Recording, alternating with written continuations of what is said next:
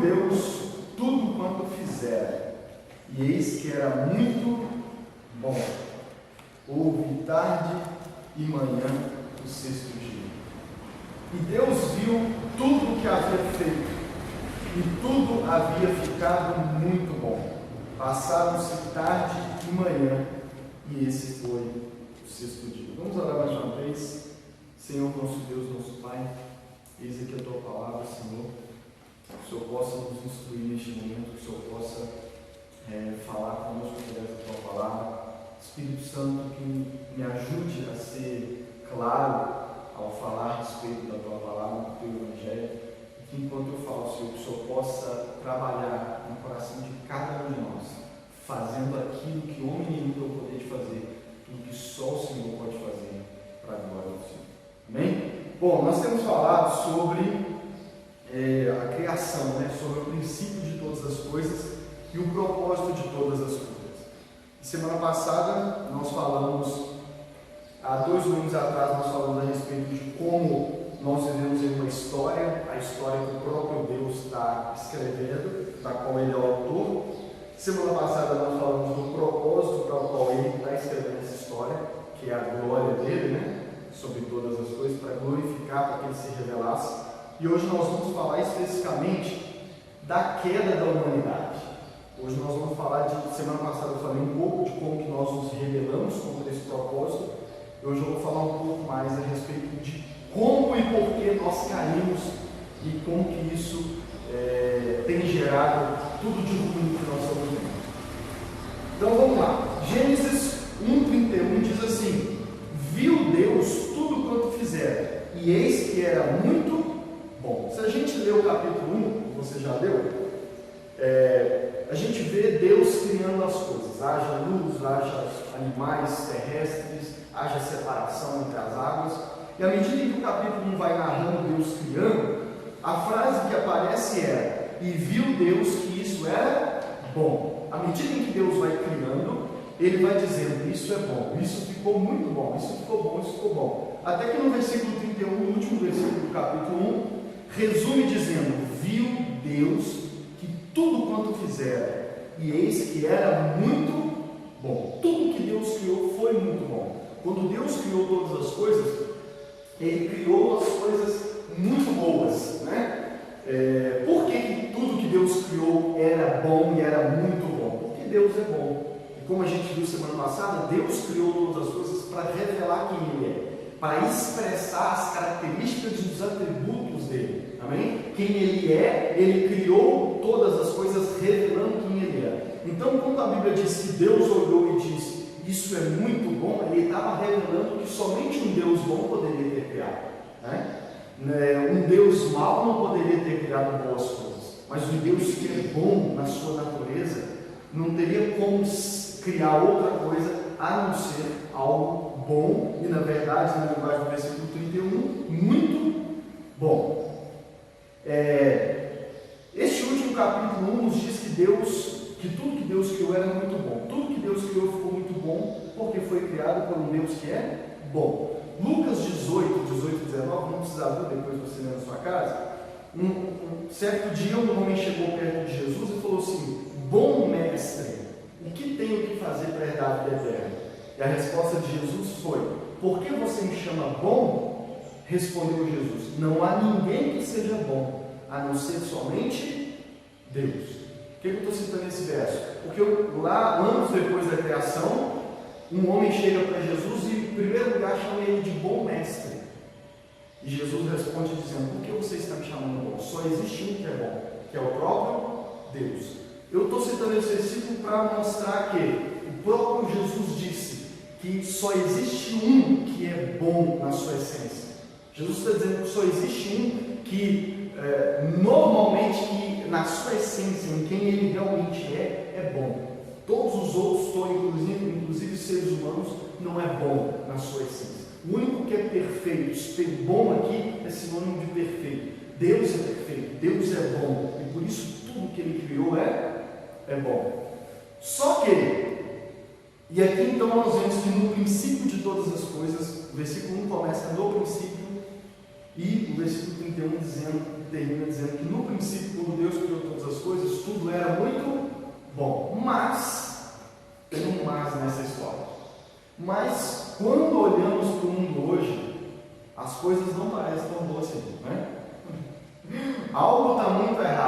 pessoas e com o mundo.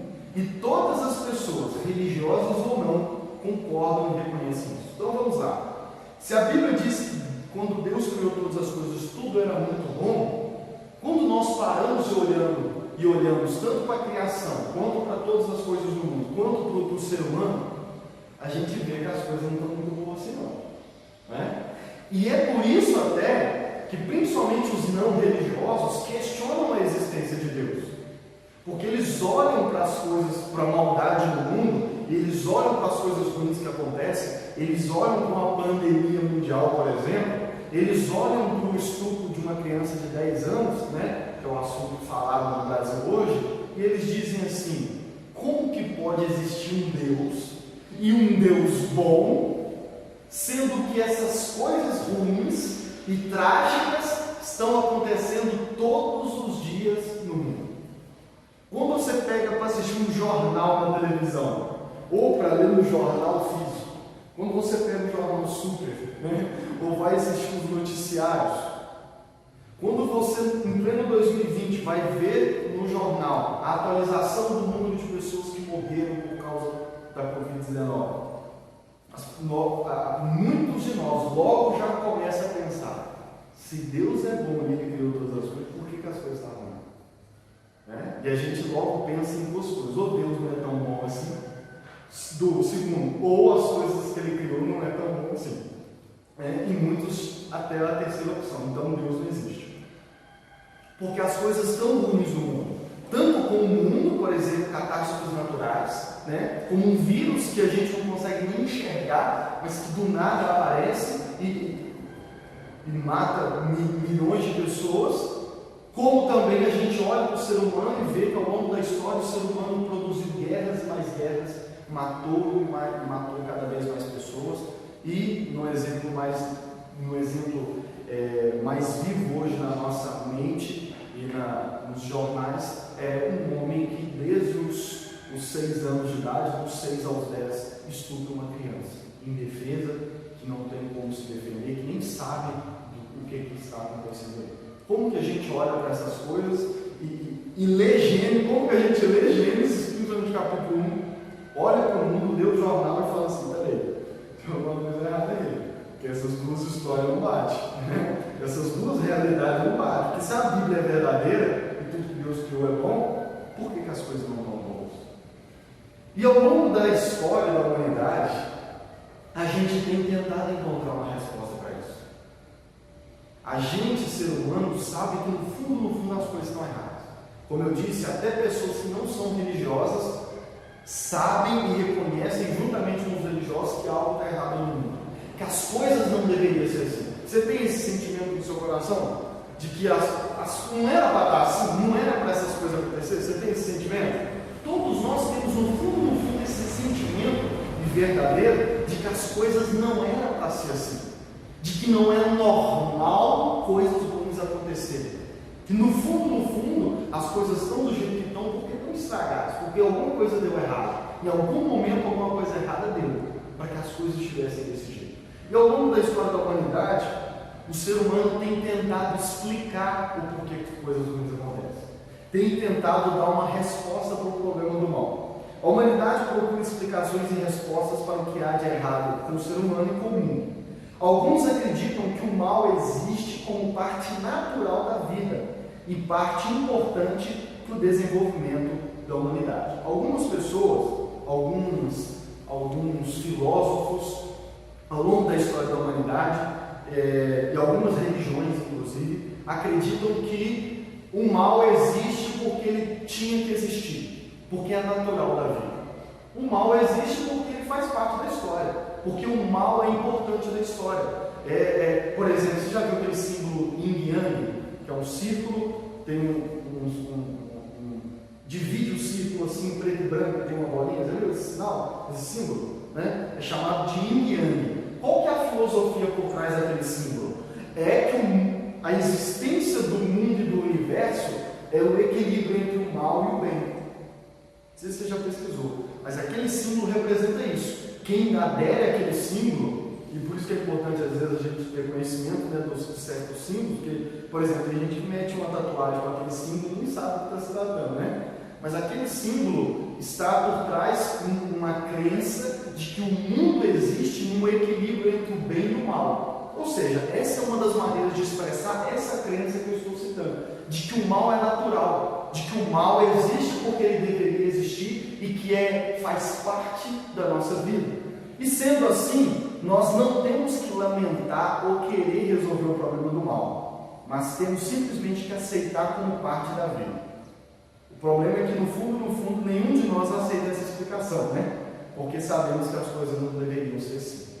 Então, se o mal faz parte natural da vida e faz parte do equilíbrio para que as coisas aconteçam, para que a gente sobreviva, então a gente não tem que resolver o problema do mal. Se a gente crê nisso, então a gente vai crer que não tem como resolver o problema do mal, que a gente não pode, na verdade, já não deve nem ficar triste porque coisas ruins acontecem, porque de certa forma tem que acontecer, né? Faz parte da vida. Só que vamos ser sinceros, no fundo, até quem diz que crê, no fundo, não aceita uma coisa dessa. Quando você olha esse caso da menina de 10 anos e uma pessoa, por exemplo, virar para você e fala: por que vocês estão lamentando isso? Isso tinha que acontecer, faz parte da vida. Lá no fundo, nosso coração diz assim: não, isso não faz parte da vida. Não pode fazer parte da vida. Né? A gente não aceita que coisas ruins assim façam parte da vida. Mas essa é uma das explicações que ao longo dos anos as pessoas, o ser humano, né? E por que a gente chega nessa conclusão? Como eu disse semana passada, a gente se rebelou contra Deus. Então a gente de certa forma tenta, o ser humano, a humanidade rebelde para com Deus, e nós vamos ver isso aqui mais para frente, quer de todas as formas tirar Deus da história. Então eles inventam uma outra explicação, né? É como cientistas que se rebelaram contra Deus, então, mas tem que explicar a existência de todas as coisas. Então ele fala: explodiu e as coisas veio evoluindo. Então eles inventam, né? Porque não tem como ficar sem dar uma explicação, entende isso? Não tem como a gente estar dentro de nós aquele sentimento de que nós fomos criados. Como eu acho que eu citei semana passada, existem vários filmes. Você já viu aqueles filmes que tratam de astronautas, sei lá, pessoas que entram num avião, numa espaçonave e vai para o universo afora. Para quê? Procurar o Criador. Né? Só que o problema é que o Criador já se revelou. Só que eles querem encontrar um novo Criador. É como se eles dissessem assim: nós queremos conhecer o nosso Criador. E Deus se apresentasse e dissesse assim: foi eu quem criei vocês. E eles falaram: nós seres humanos viramos e falamos assim: não, mas você eu não quero não, eu vou procurar um outro. Não, eu não quero que você seja o Criador, eu quero encontrar o meu Criador. Algo dentro de mim anseia por conhecer o Criador, mas eu não quero você, eu quero um outro, né? E aí a gente cria criadores da nossa imagem e semelhança. Outros acreditam que o ser humano nasce bom e a sociedade o corrompe. Esse é o pensamento de um filósofo chamado Rousseau, que inclusive muitos filósofos modernos, muitas pessoas que tiraram aí a estudioso, muitos filósofos acreditam nesse homem. O homem nasce bom e a sociedade o corrompe. Ou seja, o homem nasce bom de natureza, sem maldade, mas quando ele começa a conviver com a sociedade vai corromper ele. O problema, em outras palavras, tudo de mal que existe, principalmente a maldade dos homens, são frutos da sociedade. O problema com esse pensamento é que a sociedade nada mais é que um conjunto de pessoas. Se a sociedade corrompe as pessoas, então são as pessoas que corrompem as pessoas. Temos então que perguntar: qual foi a primeira pessoa corrompida, né? Porque se o ser humano nasce bom e a sociedade, né, a convivência com as pessoas na sociedade corrompe eles, mas peraí, quem corrompeu a sociedade? Né? Quem foi a primeira pessoa corrompida? Né? Então, por exemplo, aquele filme O Coringa, vocês assistiram o filme Coringa? Eu também não assisti não, mas ouço falar dele, que o filme trata disso, que quem criou o Coringa foi Gotham, foi a maldade de Gotham. O cara era um homem, né, de certa forma até bom lá, que tinha suas lutas da vida, que de tanto sofrer, de tanto apanhar na sociedade, acabou virando o Coringa, que é o vilão mais famoso, né, dos quadrinhos aí E por aí vai, pelo menos na história do Batman, né? Enfim, esse filme vai tratar disso, de que a sociedade é quem criou o Coringa com toda a maldade, que ele apanha, ele sofre e tudo mais. Agora, diante de todas essas respostas e explicações, que quando a gente vai pensar a fundo a respeito delas não faz sentido, né? Sempre tem um ponto fraco essa história. Existe a resposta do cristianismo, existe a resposta bíblica, e porque a Bíblia dá uma resposta para isso. A Bíblia dá uma resposta para o problema do mal. A Bíblia dá uma resposta do porquê que as coisas, embora Deus criou elas boas, elas estão ruins. E qual é essa explicação que a Bíblia dá? A queda do homem, narrada em Gênesis 3. Só que hoje eu nem vou entrar em Gênesis 3, vou falar de Gênesis 3 semana que vem. Mas a Bíblia dá uma explicação para as coisas ruins que existem. Deus, através da Bíblia, nos deu a explicação e a resposta que nós tanto buscamos. Por que as coisas estão ruins? E detalhe, a forma como eu citei duas maneiras de explicar o problema do mal, e agora eu vou falar a resposta da Bíblia. Mas só em comparação a essas duas, dentre várias que existem, a maneira como a Bíblia, a maneira como o próprio Deus explica o problema do mal é diferente de qualquer outra explicação.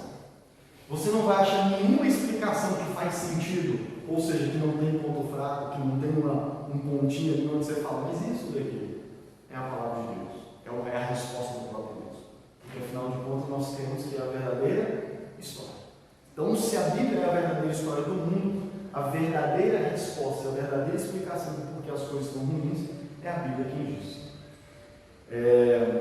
O mal existe devido ao pecado. E o pecado existe devido à queda que aconteceu no início da história da humanidade. Gênesis 2 e 3 nos contam como foi essa queda.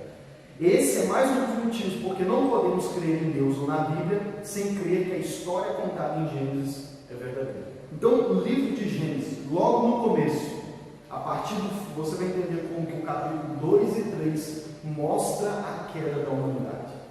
E já no início Deus está nos revelando o porquê, o que saiu errado, o que deu errado, por que as coisas estão hoje do jeito que estão.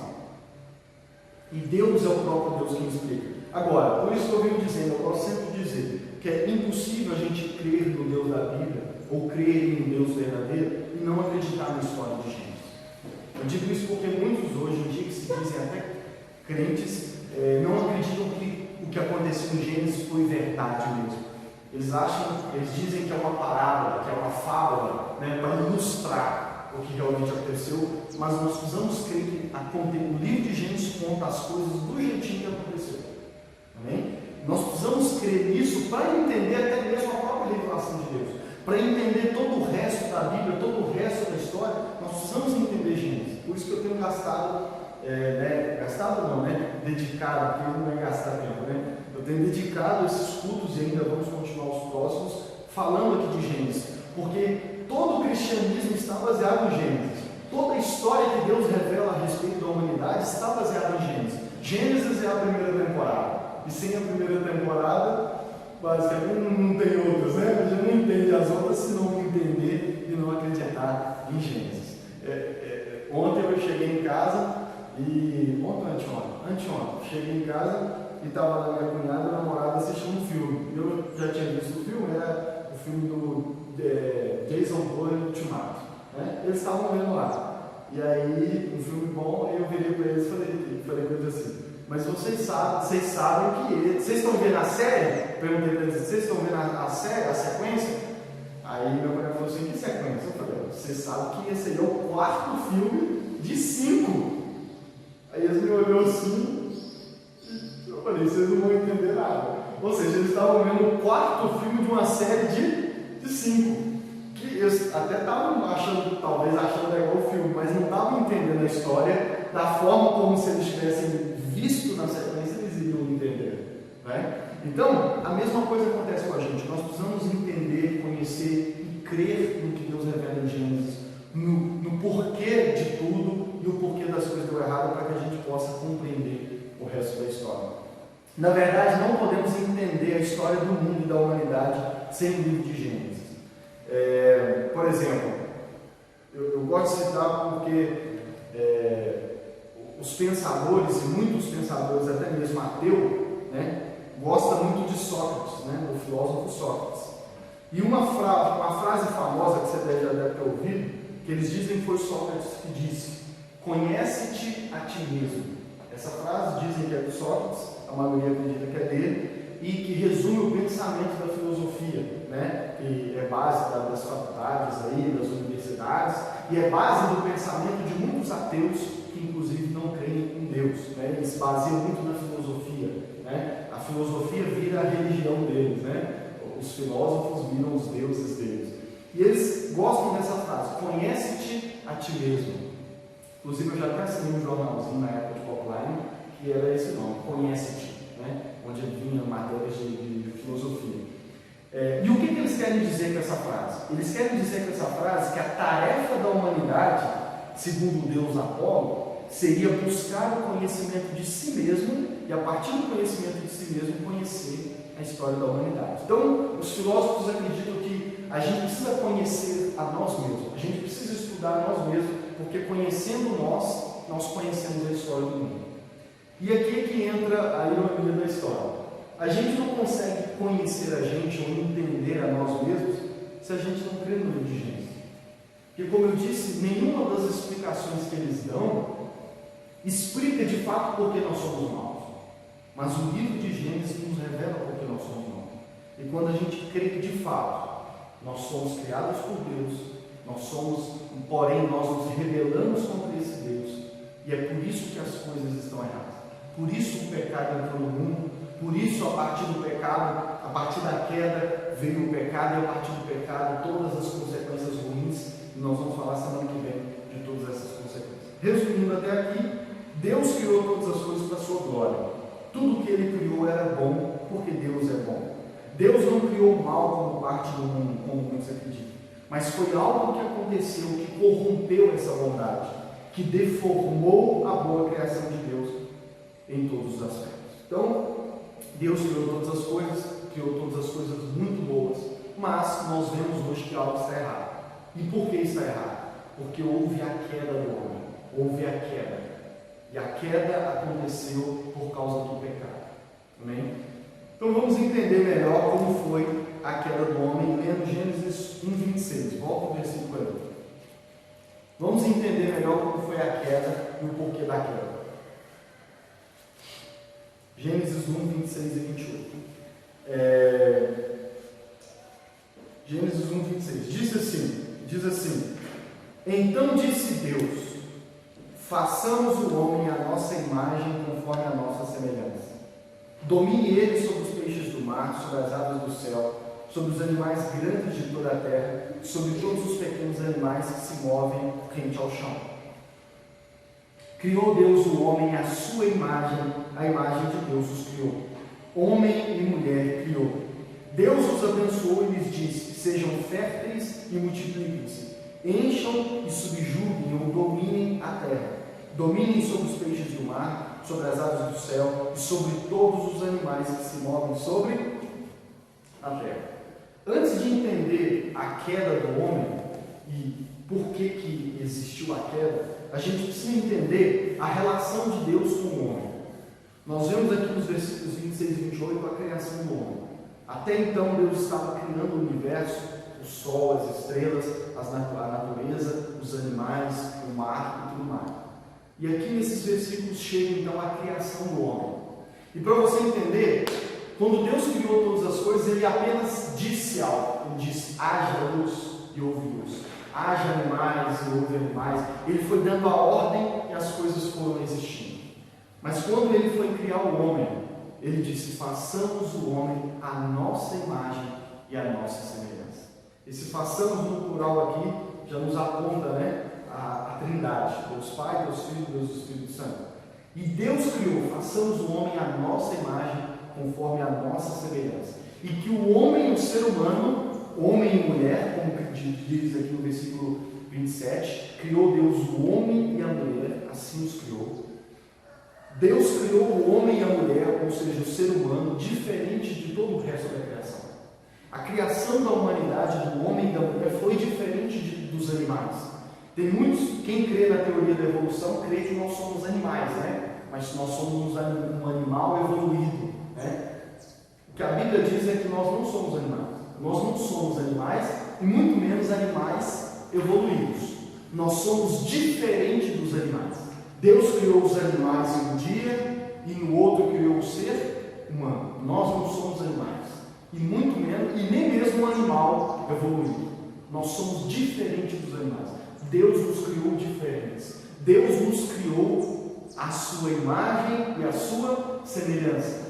O que resume dizendo o seguinte: Deus nos criou de uma forma parecida com Ele.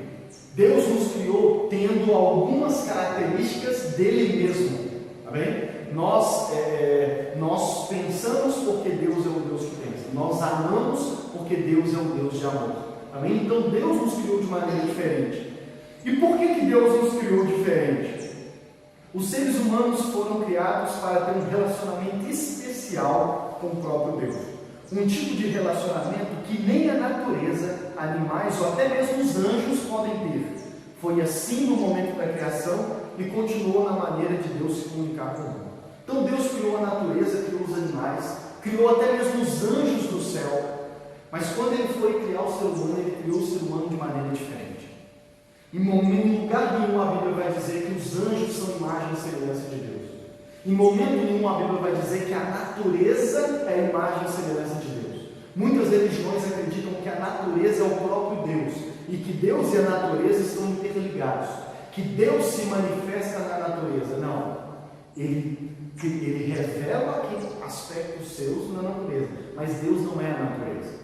Só para você entender, aquelas mitologias gregas, né, que crê no Deus da água, no Deus do trovão, né, é uma maneira de crer que os deuses ou o Deus, né, se relaciona com a natureza. Por exemplo, você sabia, claro, né, que os índios adoram o sol, adoram a chuva, os índios adoram, né, a natureza em seus vários aspectos. Por quê? Porque eles acreditam que o Deus ou os deuses são a natureza e estão intimamente conectados. Que quando um trovão, né, coisa do céu, é um Deus ou os deuses querendo dizer alguma coisa ou está bravo com eles, enfim. São maneiras de crer que Deus e a natureza são um só. Mas o que a Bíblia revela é que Deus não é um com a natureza. Deus está diferente da criação. Na verdade, Ele é quem sustenta todas as coisas. E o ser humano, Deus criou de maneira diferente. Deus nos criou de maneira diferente. Por quê? Porque Deus tinha um propósito especial para o ser humano, para mim e para você. Que propósito era esse? Conhecê-lo como Criador, amá-lo e dar a Ele a glória para sempre. E esse relacionamento de Deus com o homem é um relacionamento especial, diferente. Deus não se relaciona com os animais da maneira como Ele se relaciona com a gente. Amém? É diferente. A Bíblia diz que quando Jesus veio na terra, Ele não veio para salvar anjos, os anjos que se rebelaram. Ele não veio para salvar os animais. Ele não encarnou num macaco. Ele veio como ser humano. Por quê? Por que não é ilógico de Deus ter se encarnado como homem? Porque Deus nos criou para Ele se disponível, a imagem e semelhança dele. Amém? Esse também é um ponto que é importante, porque é muito espalhado por aí. É por isso também que nós não acreditamos, nós cristãos não acreditamos na reencarnação. Porque quem acredita na reencarnação, acredita que nós voltamos, depois de morrer, nós voltamos à vida. E um detalhe, não só podemos voltar sendo uma outra pessoa, como também podemos voltar sendo um animal. Você já ouviu isso? Nós podemos voltar sendo um animal. E isso está um dos motivos pelo qual essa doutrina está totalmente contrária à palavra de Deus, é que se nós fomos criados por Deus diferentes da criação, não faz sentido a gente viver uma vida, ainda que existissem várias vidas, porque não existe, mas ainda que existisse, não faria sentido a gente viver uma dessas vidas sendo um animal, porque nós somos diferentes. Amém? Mas não vamos entrar nesse detalhe, senão a gente estende aqui. Então, para que nós fomos criados? Para ter um relacionamento diferente com Deus, para ter um relacionamento especial com Deus. E o que envolve esse relacionamento? Vamos ler 1 João 4, 7 e 8. Se você quiser abrir 1 João 4 no Novo Testamento, lá no finalzinho, 1 João 4, antes de Apocalipse. Se você achar Apocalipse e ir dando ré aí, você acha mais fácil. 1 João, capítulo 4, versículos 7 e 8. Diz assim: Amados, amemo-nos uns aos outros, pois o amor procede de Deus. Aquele que ama é nascido de Deus e conhece a Deus. Quem não ama não conhece a Deus, porque Deus é amor. Em toda a Bíblia, a palavra conhecer e amar estão conectadas. Conhecer e amar. A Bíblia sempre vai trazer essas duas coisas juntas, de uma maneira que é quase impossível a gente separar. Jesus, então, é quase que impossível separar conhecer de amar. Então, o ato de conhecer alguém, quase que automaticamente vai trazer o ato de amar essa pessoa. Todos aqui somos casados, então a gente sabe muito bem disso. À medida em que a gente viu pela primeira vez a pessoa amada da nossa vida, né? De alguma forma a gente viu pela primeira vez. E a gente, em primeiro lugar, despertou um desejo de conhecer a pessoa. Aí a gente puxa o primeiro papo, né? Dá a primeira palavra, né? Na maioria das vezes é uma bola fora, né? Tem um vacilo, enfim. Mas aí a gente persevera, né? E de alguma forma, ainda que seja rindo da nossa casa, a pessoa amada acaba, né? Olha, achei engraçado e tudo mais. E à medida em que a gente passa a conhecer a pessoa, a gente não conhecia nada da pessoa, mas à medida em que a gente vai conhecendo a pessoa, vai se encontrando, e no namoro, o amor é à primeira vista, né? A gente fica quase desesperado, todo dia tem que ver, todo dia tem que ir na casa, né? E pode vir um trem até meio que não saudável, né? Acaba sufocando, enfim. Mas à medida em que a gente vai conhecendo a pessoa, o natural é que a gente, a cada vez mais que vai conhecendo, a gente vai amando cada vez mais. Até mesmo quando a gente passa a conhecer os defeitos da pessoa, isso não impede a gente de amar a pessoa.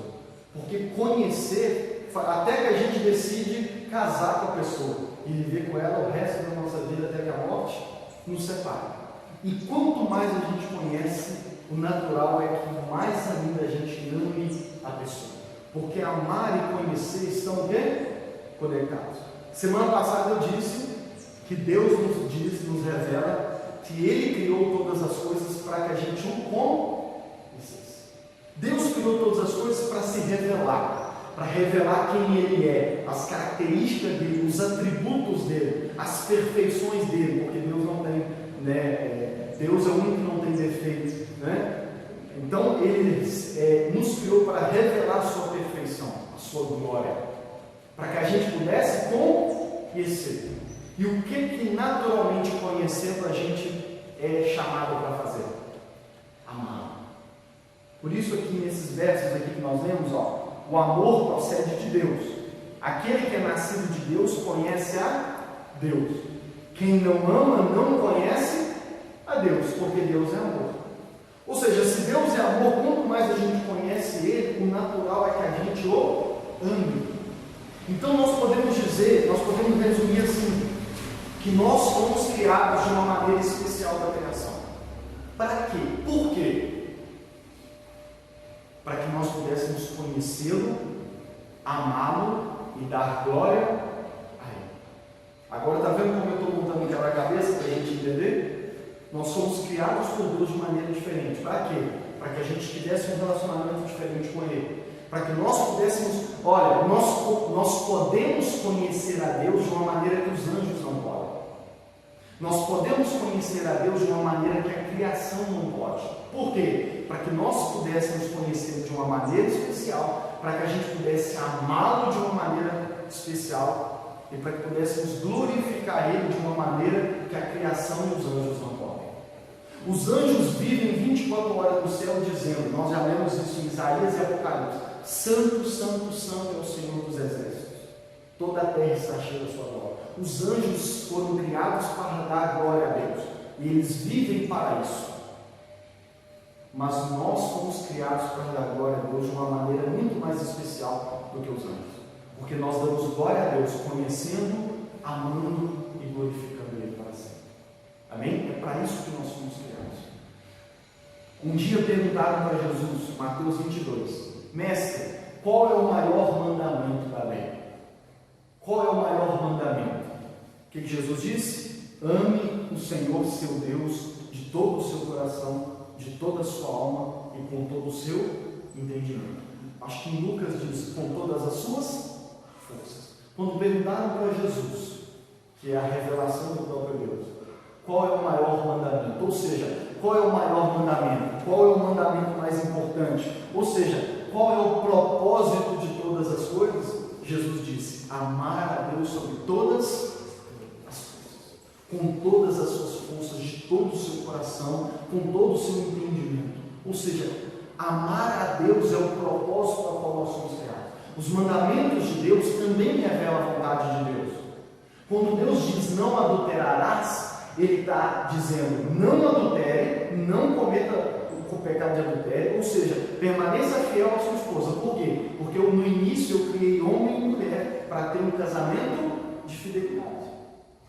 Então, os mandamentos, esse é só um dos exemplos de que, por exemplo, quando Deus disse não matarás, nós vamos chegar em Êxodo, nós vamos fazer uma série sobre os 10 mandamentos, para a gente entender. Quando Deus disse não matarás, é porque Ele criou o ser humano à sua imagem e à sua semelhança. E eu matar um outro ser humano é eu cometer um pecado contra uma criação à imagem e semelhança de Deus. Amém? Então, os mandamentos de Deus revelam a vontade do próprio Deus para todas as coisas. E quando perguntaram para Jesus qual é o maior mandamento, ou seja, qual é a sua vontade maior, qual é o propósito maior de todas as coisas, o que Jesus respondeu? Amar a Deus. Conhecer e amar a Deus.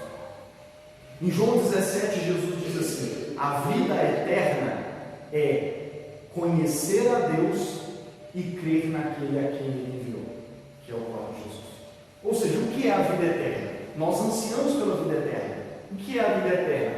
É conhecer a Deus, crer no Filho que Ele enviou e conhecendo, amá-lo sobre todas as coisas. Está vendo como que tudo junta para que a gente compreenda porque nós fomos criados?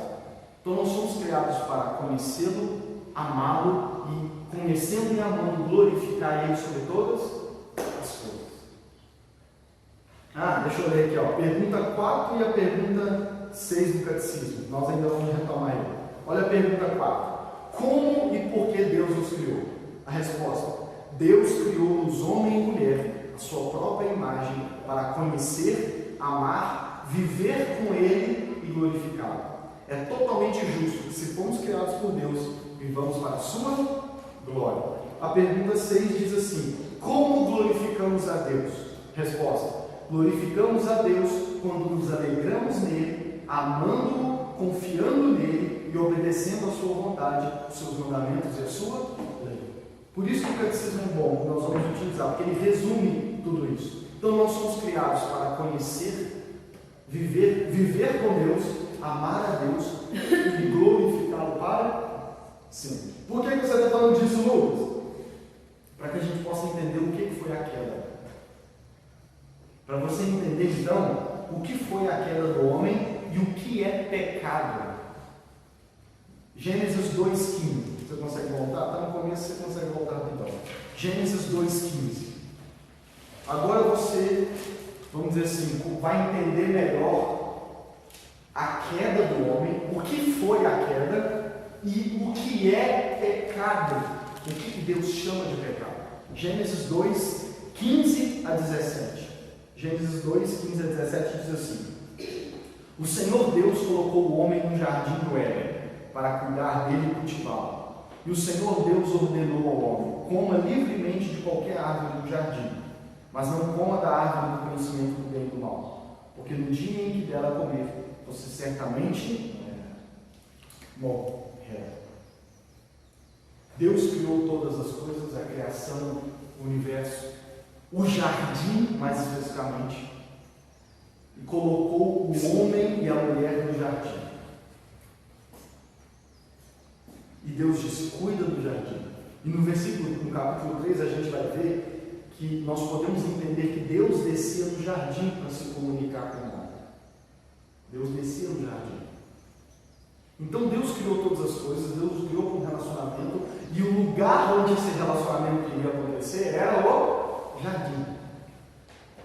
Só que em Gênesis 2, Deus vira para o homem e diz assim: pode comer de tudo que está aqui, de menos de uma árvore. De menos de uma árvore, que é a árvore do conhecimento do bem e do mal. E se você comer dela, você vai morrer. A gente, quando lê Gênesis, a gente fica assim, e como a gente sabe que o homem foi lá e comeu a fruta, né? A gente fica assim, por que Deus pôs essa árvore lá? Por quê? Se Deus, nós cremos que Deus já sabia que isso ia acontecer, porque Ele é onisciente, Ele conhece todas as coisas. Sabendo que o homem ia comer, por que Ele pôs a bendita da árvore lá no jardim? E nós podemos entender isso. Deus nos criou. O problema, deixa eu te ajudar a entender assim: o problema não era a árvore, porque a árvore não era má. Você consegue entender isso? Se tudo que Deus criou era muito bom, a árvore em si, falando da árvore, não era má. A questão não era o fruto. Por exemplo, Deus poderia ter falado assim: nunca atravesse o rio. Ou poderia ter dito assim: nunca suba nessa pedra. Deus poderia ter dito qualquer coisa, porque a questão não é a coisa em si, mas o que estava relacionado a tomar aquela atitude. Deus disse assim: não coma dessa árvore. Eu te dou tudo, você pode viver comigo, você vai me ter, eu estarei aqui com você, mas não coma dessa árvore. A questão de não comer da árvore, a questão não era comer o fruto da árvore, mas era uma questão de continuar amando a Deus sobre todas as coisas. Por exemplo, o que me ajuda a entender isso? O livro de Jó. O livro de Jó começa com Deus elogiando Jó. Deus vira para Satanás e diz assim: você viu o meu servo Jó? Ele é um homem justo, reto, íntegro, que temente a Deus se desvia do mal. Ou seja, Jó vê o mal e corre longe dele. Deus está elogiando Jó. Aí o que o diabo fala? Olha o que o diabo fala. Jó 1, versículo 10. Olha o que o diabo diz: acaso não puseste uma cerca em volta dele? Não, olha, versículo 9 ele diz assim: será que Jó não tem razões para temer a Deus? Acaso não puseste uma cerca em volta dele, da família dele e de tudo que ele possui? Tu mesmo o tem abençoado e tudo o que ele faz, de modo que todos os seus rebanhos são espalhados por toda a terra. Mas estende a tua mão e fere tudo o que ele tem, e com certeza ele te amaldiçoará na sua face. Satanás disse para Deus que Jó o amava e o temia, porque Deus o abençoava em tudo. Satanás disse a Deus para tirar tudo de Jó, para ver se assim ele continuaria amando e o temendo. Essa história de Jó me ajuda a entender, gente, e talvez o porquê da árvore. Talvez, porque não é o caminho da fé, amém? Estou só pensando por quê. Então, por que eu estou dizendo isso? Porque Satanás falou isso para Deus. Ó Deus, o senhor está se gabando aí de Jó, mas ele só te ama porque o senhor abençoa ele em tudo. O senhor dá tudo para ele. Você abençoa ele, você faz dele abençoado, a família dele é um sucesso, ele tem de tudo, ele tem bens, ele tem prosperidade, ele tem dinheiro, ele é o homem mais rico. Até eu ia amar o senhor se eu soubesse isso, né? Vamos dizer assim. E talvez foi por isso que Deus pôs a árvore no jardim. Porque se o homem talvez não tivesse uma outra escolha, como ele iria amar Deus sobre todas as coisas? Talvez foi por isso. Talvez aquela árvore, aquilo que Deus disse para não fazer, era um teste. Era uma maneira de testar ou de ver se o homem continuaria amando a Deus sobre todas as coisas. É como se, estou pensando, estou imaginando, né? Não é o que a Bíblia diz. Mas Satanás existe antes da criação do mundo. Inclusive no capítulo 3 a gente vai ver que é ele que entra no animal e tenta o homem se rebelar contra Deus. A rebelião do diabo aconteceu antes da humanidade. Quem sabe talvez Satanás não possa ter dito assim: eles vão ficar fiéis ao Senhor mesmo. Está tudo beleza, tudo é beleza. Eles não têm opção de outra coisa. vamos dizer assim, o senhor é o único, como é que eles vão, né? Como que vão te amar? Você é o único.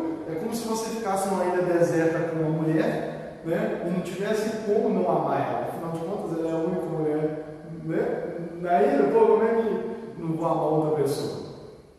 E aí talvez por isso Deus pôs a água lá. Para que o homem tivesse uma outra opção, entende? E tendo uma outra opção, ele pudesse escolher continuar amando a Deus sobre todas as coisas. Então, deixa eu resumir aqui, ó. É como se Deus tivesse dito assim, quando ele disse não come dessa árvore, é como se ele tivesse dito assim, eu penso, creia e confie em mim, permaneça no lugar para o qual te criei. Por quê? Deus criou o jardim, pôs o homem lá para que o homem se relacionasse com ele. E Deus falou isso para o homem, eu vou vir aqui, eu vou me relacionar com você. Não comer, e Deus disse, porque do dia que se você comer, você vai morrer. Você vai morrer. Nós vemos que após ter comido, Deus o expulsou do jardim. E o homem não podia mais ver Deus a face a face. Então nós entendemos o que Deus estava falando. E eu creio que Adão também entendeu. Então é como se Deus tivesse dito assim, continue crendo e me amando sobre todas as coisas. Eu te proibi de comer daquele fruto, mas continue me amando acima daquele fruto. Continue olhando para mim e me amando mais do que talvez aquilo que você poderia ter. E permaneça, porque o dia em que você comer, você vai morrer. Você vai deixar esse lugar. Você não vai ter como mais continuar se relacionando comigo, me amando, me conhecendo. Então continue nesse lugar. Por exemplo, Judas 1,6, quando fala da rebelião dos anjos e Satanás, e da rebelião de Satanás, diz assim, Judas descreve assim, e aos anjos que não conservaram suas posições de autoridade, mas abandonaram sua própria morada. Qual que é a natureza da rebelião do diabo e seus demônios, dos que eram anjos, né? Deus os criou para tal lugar, para ficar no céu, adorando a Deus. E qual foi a rebelião deles? Eles decidiram sair desse lugar. Ou seja, eles abandonaram o propósito para o qual Deus criou eles. E Deus estava dizendo para Adão, se você comer daquele fruto, você vai sair do lugar para o qual eu te criei. Você vai deixar o propósito para o qual eu te criei, que é me amar sobre todas as coisas, que é me conhecer, que é se relacionar comigo. Então não faça isso.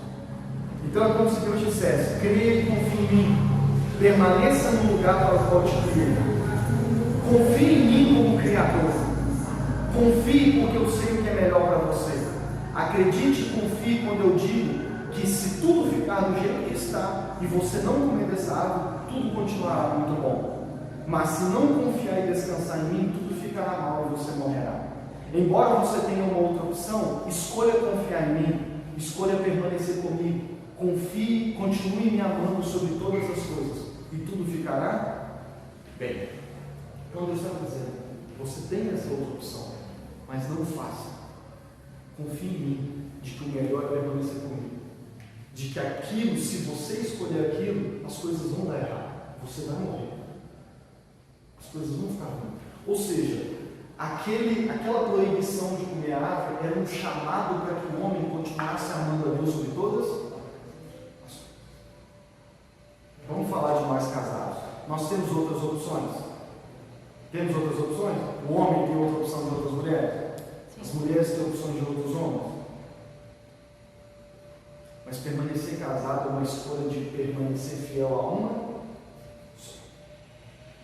Quando nós subimos no altar para casar, quando eu digo sim, quando eu disse sim para Jennifer, eu estava dizendo não para todas as outras mulheres.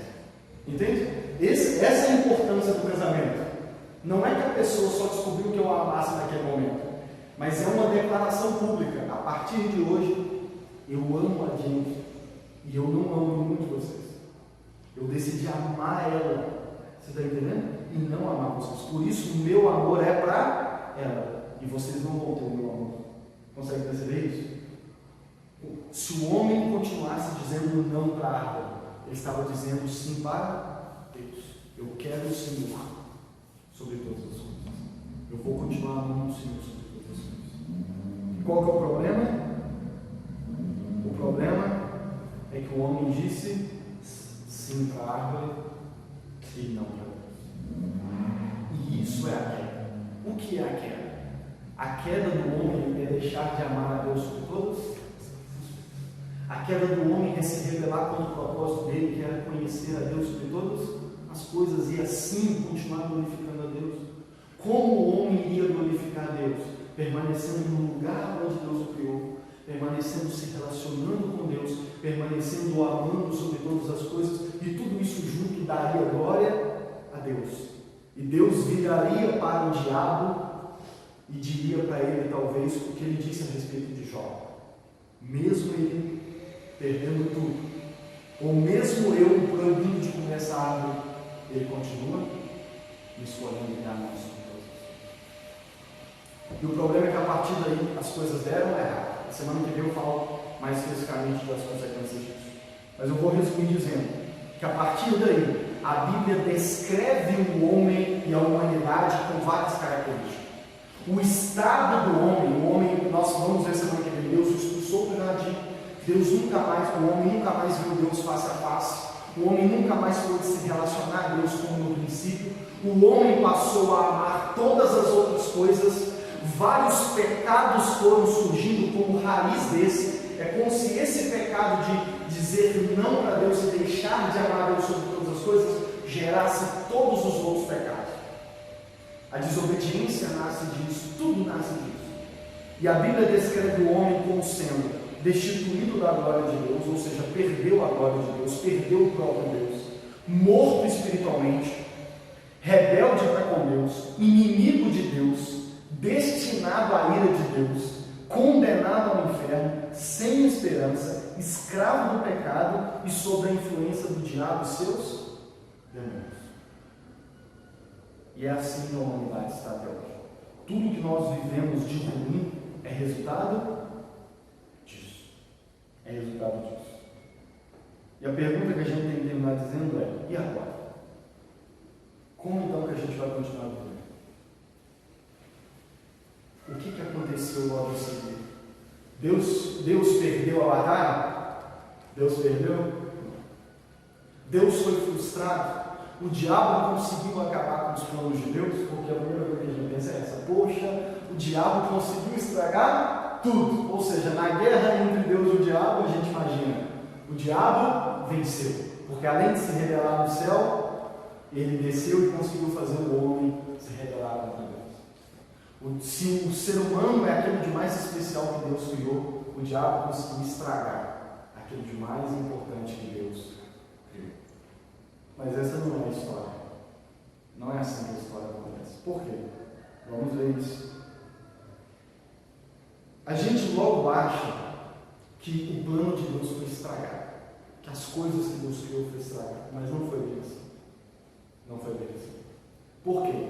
Porque o plano de Deus, na verdade, já incluía a queda do homem. Vou te ajudar a entender isso, nós vamos finalizar. Vou ler Tito 1, depois eu mando lá no grupo e você lê em casa. Tito, capítulo 1, versículo 1 e 2 diz assim: Paulo, servo de Deus e apóstolo de Jesus Cristo, para levar os eleitos de Deus à fé e ao conhecimento da verdade, que conduz à piedade.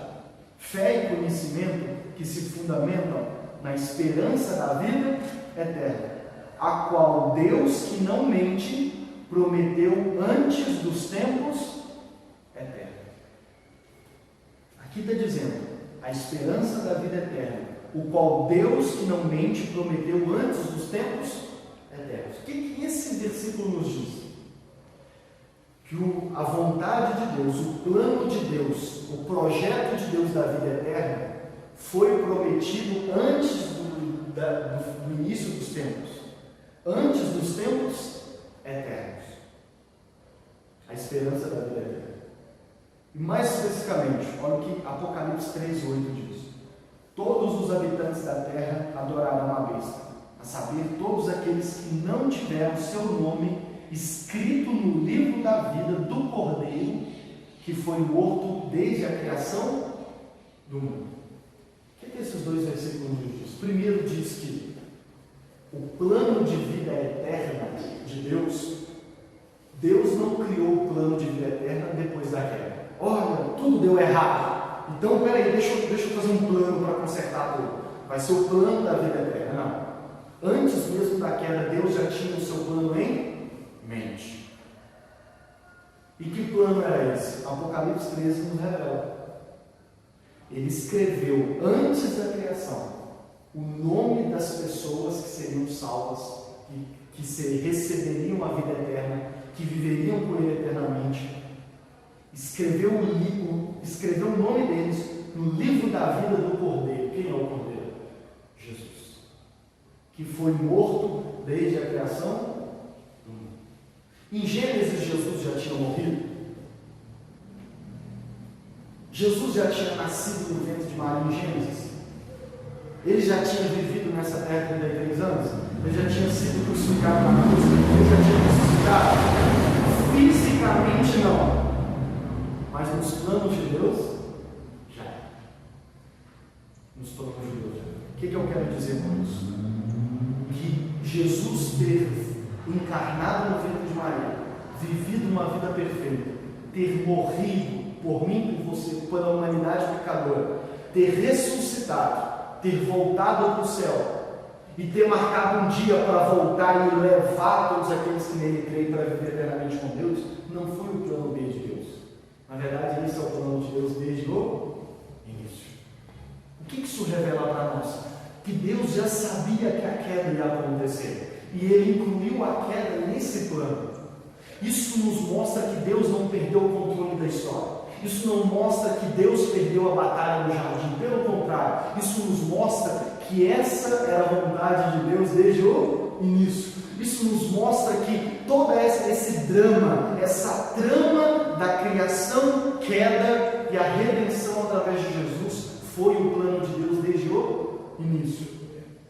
Isso nos revela que conduzir pecadores rebeldes à vida eterna, através da vida, morte e ressurreição de Jesus, foi o plano de Deus desde o início. E que é através dessa história que Deus escolheu dar glória a Ele. Como nós dizemos semana passada, o fim de todas as coisas deve ser dar glória a Deus. E qual é a maneira que Deus escolheu para que a glória dele fosse exaltada? Através da criação, queda e redenção através de Jesus. Isso nos mostra que Jesus era o plano de Deus desde o início da eternidade. Por isso nós vamos dizer semana que vem, assim que o homem caiu, Deus disse assim: um dia vai nascer a semente no ventre da mulher, que vai esmagar a sua cabeça.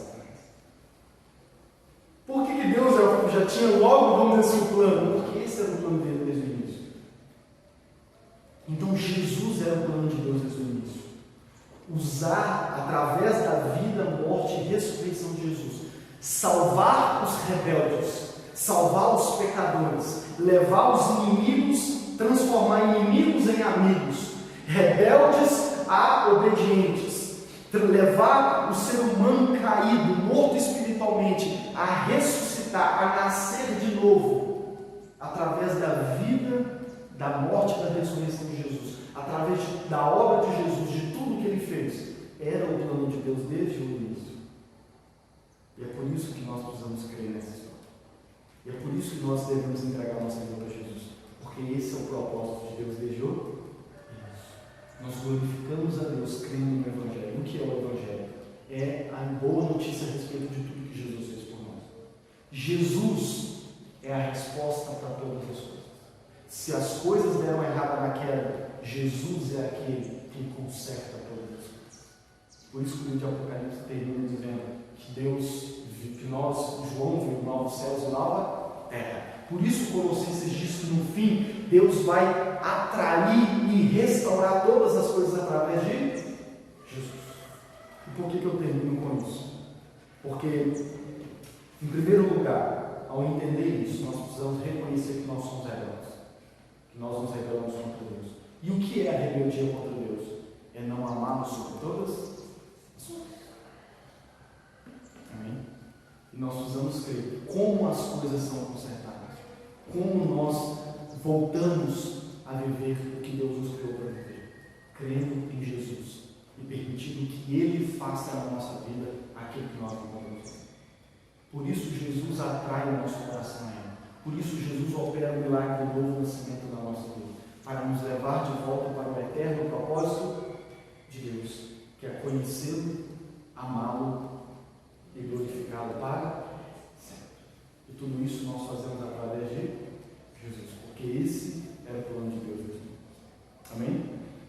pé, vamos orar. Lucas, o que isso tem a ver com a gente? Primeiro, nós descobrimos por que nós somos criados e para que nós somos criados. Para conhecer, amar, glorificar a Deus para sempre, com todo o nosso ser, através da criação, através de tudo. Segundo, nós entendemos o que é pecado. O que é pecado? Pecado é deixar de amar a Deus sobre todas as coisas. Por isso, quando Deus diz assim, não coma da árvore, ou não adultere, ou não mate, não roube, não faça isso, não faça aquilo, Deus está, na verdade, nos chamando, guiando sobre essas coisas. Quando eu olho, por exemplo, para muitos pecados que são bons, né? Porque tem muito pecado que é bom, né? Tem muito pecado que é bom. Se o pecado fosse ruim, ninguém pecava, né? O problema do pecado é que é bom. Nós vamos ver semana que vem. O fruto da árvore, quando Eva olhou, ela viu que o fruto era bonito e dava até água na boca, né? Usando o termo comum. E é por isso que ela foi temperada. Pecado é a gente olhar para as coisas boas, os pecados que às vezes, na maioria das vezes, são bons, e é a gente deixar de crer que Deus é melhor que aquilo. Amém? Que Deus é melhor que aquilo. Já viu aquele ditado que diz que a grama do vizinho sempre é mais bonita? As pessoas usam muito ele para falar até a respeito do adultério, né? Que o homem sempre vai achar outra mulher mais bonita, ou estar com a mulher que o mundo inteiro considera mais bonita. Mas para ele vai achar uma outra que é mais bonita. Isso faz parte da nossa natureza rebelde. E pecado é a gente olhar para qualquer outra coisa na criação e achar que aquilo é melhor do que Deus. E amar aquilo mais do que amar a Deus. E nós dizemos não para o pecado quando nós amamos Deus sobre todas as coisas. Por isso que nós cantamos a canção: Jesus para nós é da vida ou melhor. Amém? E por último, nós precisamos entender que é vivendo em Cristo, que é amando Ele sobre todas as coisas, que é fazendo dele o centro de todo o nosso ser. É aí que a gente ama a Deus sobre todas as coisas. Vamos orar? Senhor Deus, nós começamos essa oração nos arrependendo, Senhor, porque nós, ao olharmos e sondarmos o nosso coração, nós vemos vestígios dessa rebeldia em nós. Nós reconhecemos o quão pecador nós somos. Nós reconhecemos que todas as tentações que nós sofremos nesse mundo é a tentação de amar alguma coisa, de amar um pecado mais do que nós amamos o Senhor. Porque Adão pecou e todos nós pecamos. Todos nós amamos alguma coisa acima do Senhor. Todos nós adoramos alguma outra coisa acima do Senhor. É o nosso emprego, é o nosso dinheiro, é o nosso trabalho, é o nosso próprio cônjuge, é os nossos filhos. Nós somos seres que nós, rebeldes, amamos muitas outras coisas acima do Senhor. Em primeiro lugar, nós temos muitas outras coisas na nossa vida. É o nosso sucesso, é a nossa prosperidade, é o sucesso na profissão. Nós amamos muitas coisas acima do Senhor. E é por isso que nós somos pecadores e rebeldes. E nós reconhecemos isso. Por isso que nós te pedimos, Senhor, vem Jesus, opera em nós o milagre da regeneração. Regenera esse coração pecador nosso, transforma o nosso coração pecador, atrai-nos a Ti através de Jesus, para que nós possamos viver uma vida onde nós amamos o Senhor sobre todas as coisas, onde o Senhor nos atrai a Ti com o Teu amor, com o Teu sacrifício na cruz, e leva o nosso coração a novamente desejar Te conhecer mais do que tudo nessa vida, Te conhecendo, Te amar sobre todas as coisas, e Te amando nós possamos dar glória a Ti sobre todas as coisas. Atrai o nosso coração a Ti, faça em nós aquilo que nós mesmos não podemos fazer. Venha a nós como o Senhor foi até Adão, transforma o nosso ser e nos ensina a amá-lo sobre todas as coisas. Ajuda-nos no nosso coração a ver que o Senhor Jesus é melhor do que a vida, que a tua graça é melhor do que a vida, que o teu amor é melhor do que a vida e do que todas as outras coisas. O quão maravilhoso e melhor o Senhor é do que qualquer bom pecado que possa nos oferecer. Ensina-nos a amar o Senhor sobre todas as coisas para a glória do Senhor. Amém? Amém.